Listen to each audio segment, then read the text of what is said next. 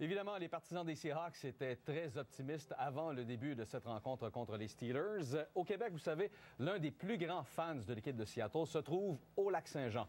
Et Claude Bergeron l'a rencontré pour nous. Non, nous ne sommes pas chez Mike Holmgren ou Sean Alexander. Nous sommes plutôt à Alma, chez François Hémon, l'un des plus chauds partisans des Seahawks, même s'il habite à 4147 km de Seattle. À l'époque, quand j'ai commencé à prendre produit, j'avais à peu près 15 ans.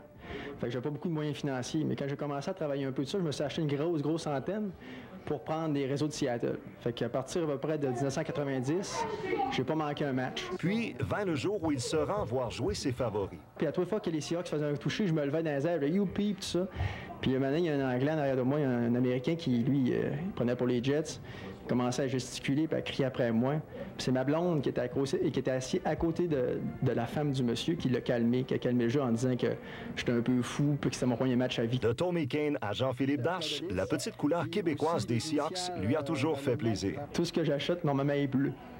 Bleu parce que je suis un fanatique des Seahawks, puis bleu parce que j'ai encore les Nordiques dans mon cœur aussi. François est membre du fan club des Seahawks depuis 10 ans et son attachement au club ne cesse de grandir.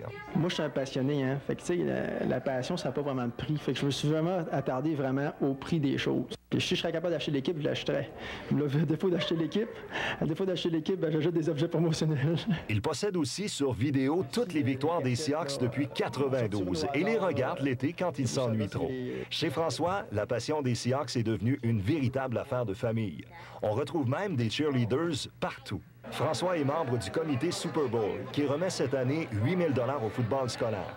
Il suit le match avec ses nombreux amis qui favorisent majoritairement les Steelers. Ça fait 20 ans que t'attends. Oui, effectivement. Ça fait 20 ans. Je te le souhaite.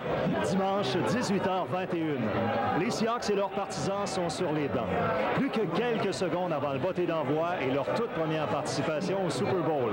On se concentre, l'adrénaline monte. Le moment tant attendu arrive enfin.